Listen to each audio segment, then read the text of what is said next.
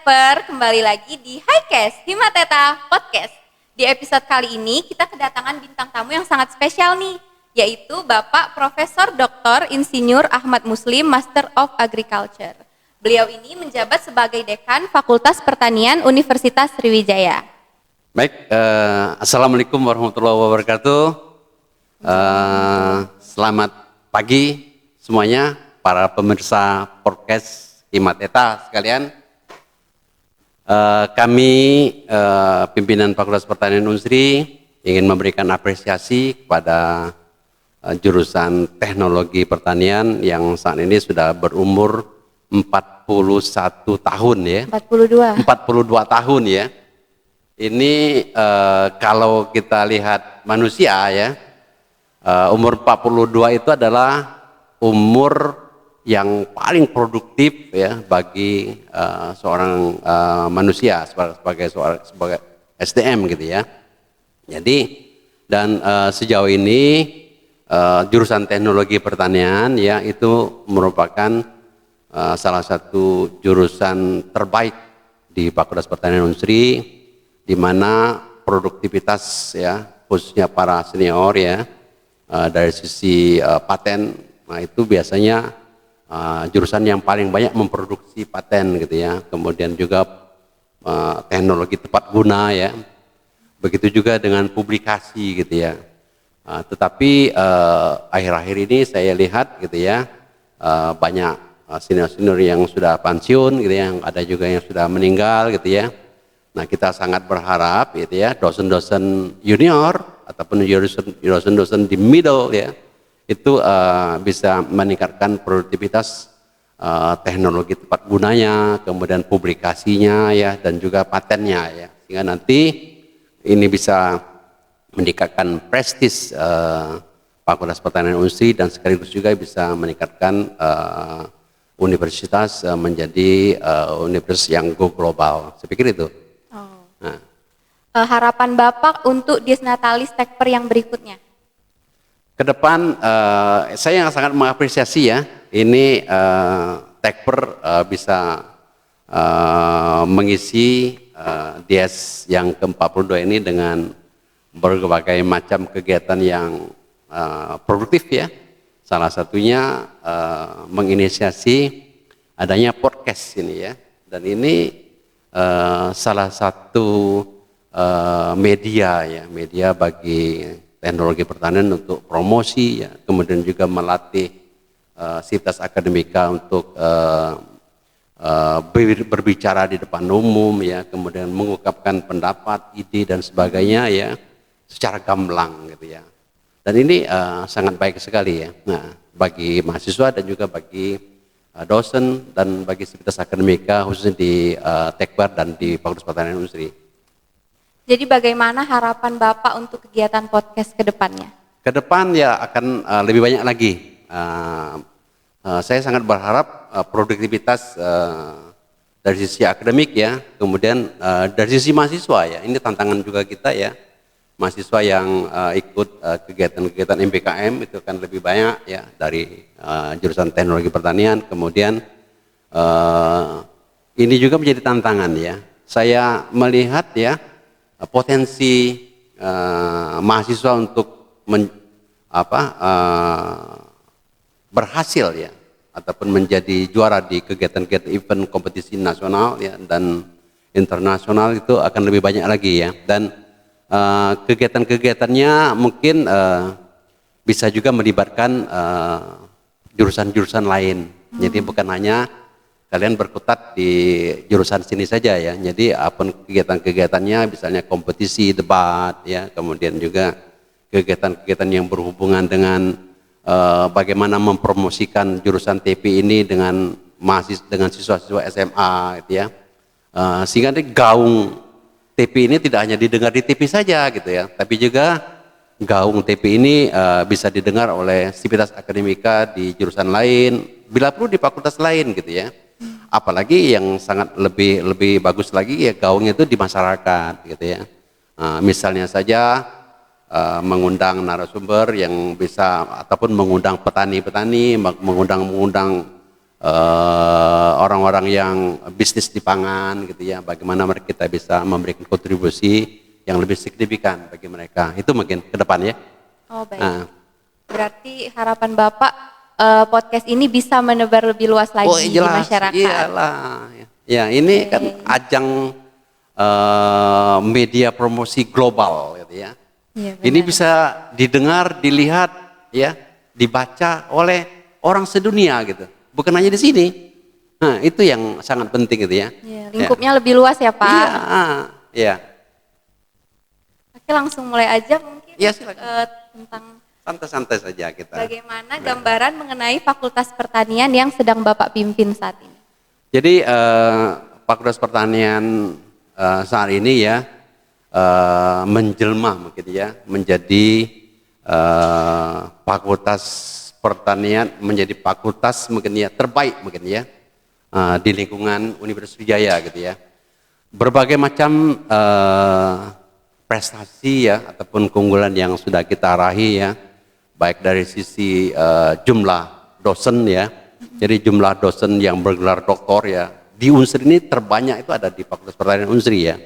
Jadi dosen yang bergelar doktor itu lebih dari 64% gitu ya. Bahkan hampir 70% ya dosen di Fakultas Pertanian Unsri ini bergelar doktor, dan mereka itu bukan hanya alumni dari dalam negeri ya, tapi juga dari luar dari universitas-universitas ternama di luar negeri. Dan saya selalu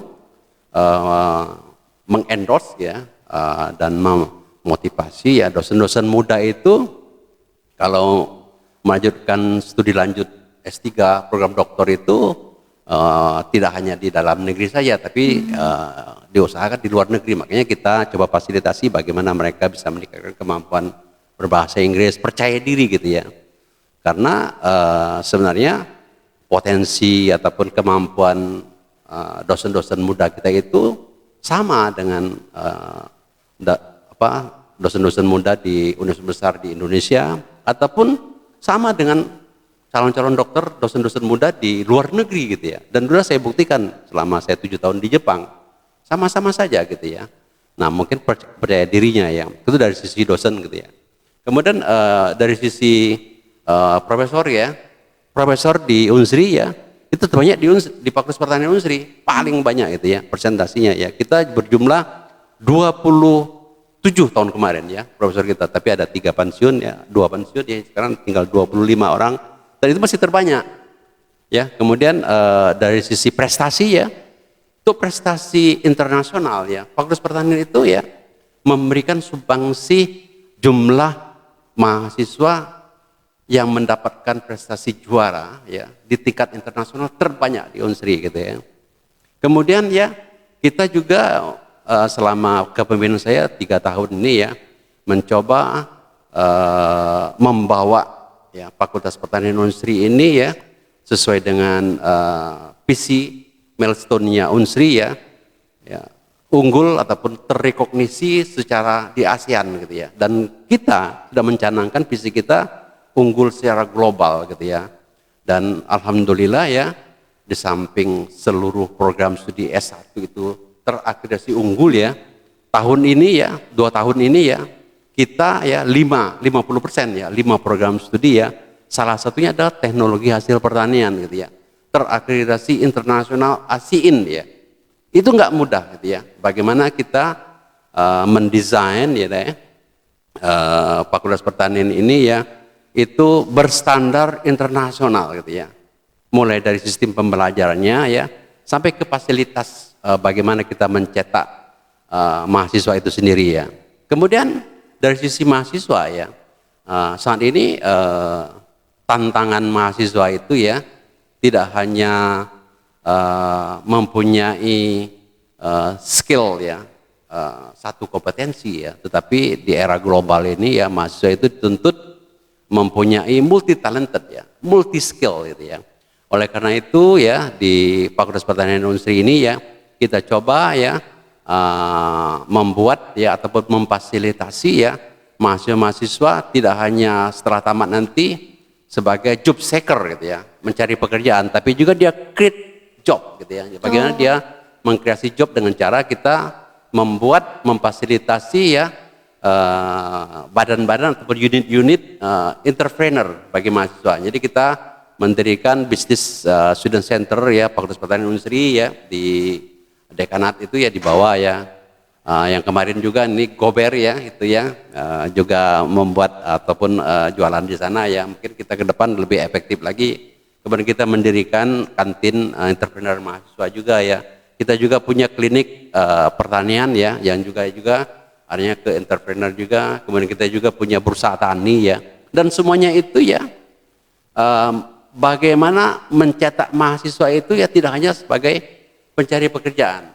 Dan itu salah satu trik ya bagaimana kita melihat mahasiswa ini ke depan itu, alumni ke depan itu menjadi orang kaya. Kalau kita menjadi seorang pekerja gitu ya, udah tua-tua ya baru bisa menjadi manajer dan gajinya mungkin paling banyak 40 juta, 50 juta ya. Tapi kalau kita meng-create sebagai seorang entrepreneur, seorang pengusaha ya, satu hari bisa menghasilkan 50 juta gitu kan. Nah ini yang saya ingin mengendorse mahasiswa ya, ataupun alumni ke depan itu seperti itu gitu ya. Jangan sampai saat ini ya, saya selalu wanti-wanti gitu ya, bahwa alumni yang bergerak di entrepreneur pertanian itu ya, seperti startup di bidang pertanian ya, mostly itu bukannya alumni pertanian, justru dari alumni ekonomi, dari alumni teknik. Nah ini saya pengen ya seperti itu ya. Tambah lagi ya, kita juga di masa kepemimpinan kita ini ya, ingin membumikan ya Fakultas Pertanian Industri ini di masyarakat ya. Bagaimana peran pertanian ini tidak hanya sebagai penemu riset saja ya, atau sebagai menghasilkan teknologi saja, tetapi dia bermanfaat bagi masyarakat ya. Kita coba menginisiasi kegiatan EP Industri Goes to Village ya. Jadi bagaimana kita ya mendesain ya,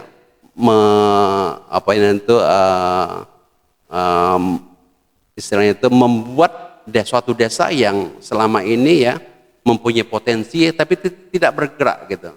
Ya, itu di desa Arisan Timur di Kecamatan Belida ya. Selama ini di sana ya salah satu penghasil telur bebek ya, telur itik ya. Nah, kita coba ya mengintervensi dengan teknologi ya, bagaimana telur ini ya itu bisa menjadi ditetaskan ya, kemudian dia bisa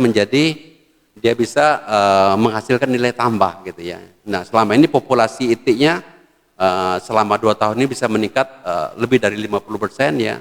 Dan yang selama ini mereka menjual telur itik ya, dengan kita intervensi mesin petetas yang bisa menetaskan, yang mereka sudah punya mesin tetas, tapi persentase yang menetas itu hanya 15% sampai 20%. Dengan kita intervensi ya mesin tetas itu sekarang ini bisa menghasilkan menetaskan telur menjadi 90% gitu. Sehingga mereka tidak hanya menjual telur yang harganya cuma 1.500 paling tinggi ya, tapi menjual anak itik. Jadi kita menjadikan desa Arisan Timur sebagai sentral ya produksi itik gitu ya, yang harganya bisa 10 sampai 15.000 gitu. Jadi berapa kali lipat gitu ya nilai tambah yang disampaikan oleh. Jadi lebih besar ya Pak. Nah itu yang itu salah satu juga, begitu juga dengan teknologi yang ditemukan oleh jurusan teknologi pertanian ini ya. Nah, kita coba nanti bagaimana ini bisa berperan di dalam meningkatkan meningkatkan ekonomi masyarakat, berperan di dalam mensejahterakan masyarakat khususnya petani. Itu mungkin ada. Pertanyaan yang selanjutnya, apa tantangan terbesar yang dihadapi Fakultas Pertanian dalam beberapa tahun terakhir? Baik, jadi yang pertama ya, ada perubahan paradigma ya di dalam membangun ataupun di dalam mengembangkan perguruan tinggi ya. Dulu ya mindset daripada perguruan tinggi itu ya sebagai agent of knowledge gitu ya. Kemudian berubah menjadi agent of technology gitu ya. Kemudian berubah menjadi agent of culture ya. Kemudian agent of teknologi ya, dan agent of knowledge. Ya, jadi sekarang dan di masa yang akan datang ya, perguruan tinggi itu diarahkan ya berperan sebagai agent of economic development. Bagaimana peran perguruan tinggi itu di dalam meningkatkan ekonomi masyarakat gitu ya. Oleh karena itu ya Fakultas Pertanian ya mencoba mempersiapkan itu dengan cara kita mengembangkan teaching industri gitu ya. Salah satu jurusan teknologi pertanian ini sudah saya minta supaya ada set plan, ada plan project mungkin di sini ya yang mungkin bisa dijadikan mungkin tempat bagi mahasiswa untuk meningkatkan kemampuan industrialisme gitu ya. Jadi kemampuan menjadi seorang industri ataupun bagaimana dia tahu industri-industri pangan dan sebagainya. Walaupun dari hal-hal yang kecil gitu ya. Nah, ini yang menjadi tantangan pertama gitu. Tantangan yang kedua gitu ya. Sekarang ini mau tidak mau gitu ya. Sebuah perguruan tinggi kalau ingin maju ya, dia harus menjadi universitas ataupun fakultas unggul ya, tetapi secara global. Bukan unggul di Unsri, bukan unggul di fakultas di Unsri saja, bukan unggul di Sumatera Selatan saja, tapi secara global dia harus diakui. Nah, ini bisa kita lakukan ya. Kalau pengembangan knowledge, pengembangan riset ya, pengembangan teknologi kita sejajar dengan kawan-kawan di luar negeri ya. Dan saya yakin dengan kemampuan staf dosen di Fakultas Pertanian Unsri ini ya, itu bisa sejajar ya dengan para peneliti, dengan dosen-dosen di luar negeri ya. Oleh karena itu ya, kita coba ya untuk menginisiasi ataupun membuat bahwa kita biasa dengan orang asing ya, kita coba mewajibkan ataupun bukan mewajibkan ya, tapi mungkin me-endorse ya seluruh program studi ya harus mempunyai dosen asing yang mengajar di program studi ya. Kemudian kita juga ya memotivasi ya mahasiswa ya untuk ikut program student exchange ke luar negeri. Kita juga ya sekarang ini ya meningkatkan kemampuan program studi ataupun yang berskala global dengan kita sudah punya double degree ya, double degree di food production and management planning ya. Itu ada di ilmu tanaman, ya master di ilmu tanaman, kemudian agribisnis dan teknologi industri pertanian ya.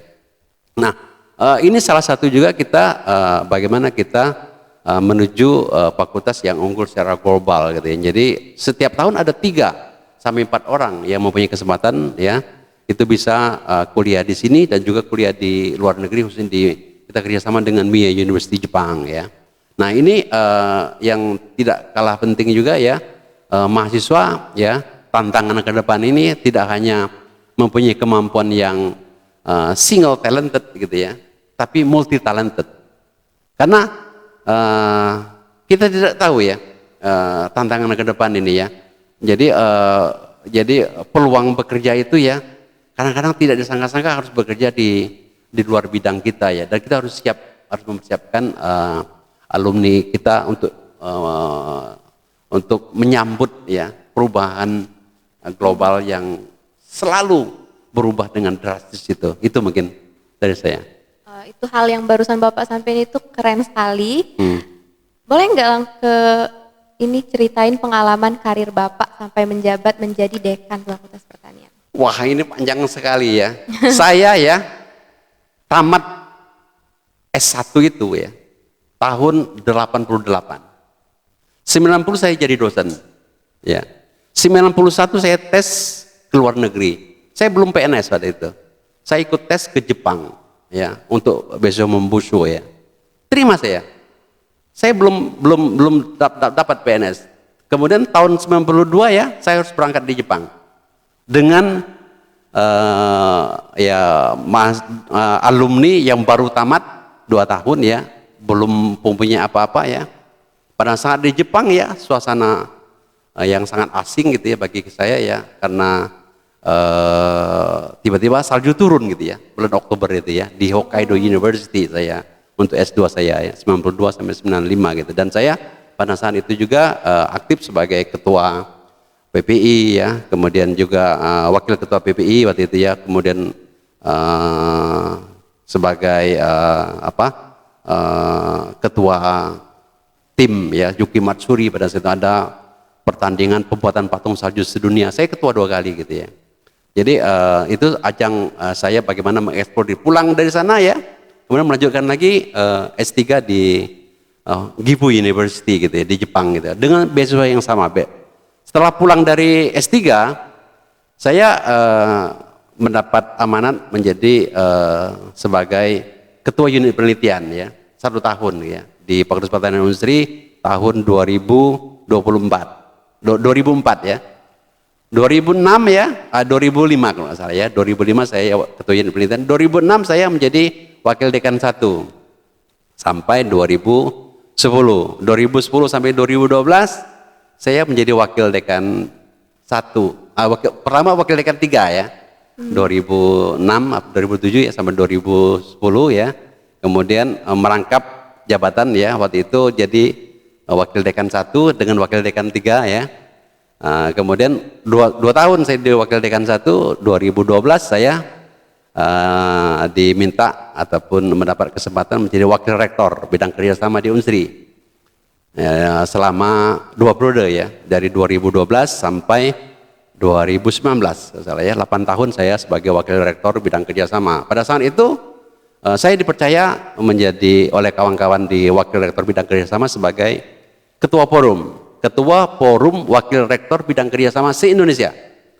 Jadi saya biasa aktif di Dikti gitu ya. Saya juga aktif sebagai tim inti untuk program kreativitas mahasiswa. Jadi kalau ada kegiatan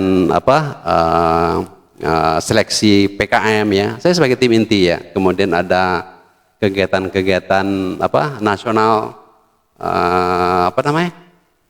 kegiatan-kegiatan nasional yang ini orang-orang yang lulus PKM kumpul di nasional itu ya. Jadi saya selalu ikut sebagai tim inti, sebagai juri ya nasional ya. Kemudian setelah jadi wakil rektor bidang kerjasama 2 kali ya, 2 periode, jadi wakil direktur 1 di Pascasarjana selama 1 tahun. Setelah itu ada kesempatan untuk pemilihan dekan ya di tahun 2021 ya, pemilihan dekan, terpilih sebagai dekan ya sampai saat ini. Dan saat ini selama menjadi dekan Fakultas Pertanian Industri, saya dipercaya oleh kawan-kawan dekan se-Indonesia ya sebagai ketua sekjen ya, sekjen forum dekan pertanian se-Indonesia. Jadi saat ini saya sebagai sekjen kan, ini kalau di forum dekan itu sekjen namanya ya, ketuanya itu yang jadi sekjen forum dekan pertanian se-Indonesia. Sekretaris saya dekan Universitas Brawijaya, bendaharanya dekan Fakultas Pertanian Sumatera Utara gitu. Jadi kiprah kita ya, jadi kita jangan membatasi kiprah kita di dalam masyarakat ataupun di dalam institusi kita ya. Jadi sebagaimana mungkin kita bisa berperan lebih banyak di masyarakat, di institusi kita ya, sehingga kita lebih banyak pengabdiannya gitu ya. Itu mungkin. Perjalanan karir Bapak sangat panjang dan keren, dan mungkin bisa memotivasi teman-teman semua. Mungkin ini pertanyaan yang terakhir nih Pak. Ya. Bisa nggak Bapak kasih kesan dan pesan untuk kegiatan podcast dan Disnatalis Tekper yang ke-42 ini? Keren, excellent ya, dan kreatif. Terima kasih. Baik Bapak. Oke, terima kasih Bapak sudah bersedia menjadi narasumber pada episode podcast kali ini. Ini episode yang spesial ya, karena bintang tamunya juga spesial. Oke, nantikan video selanjutnya. Dadah.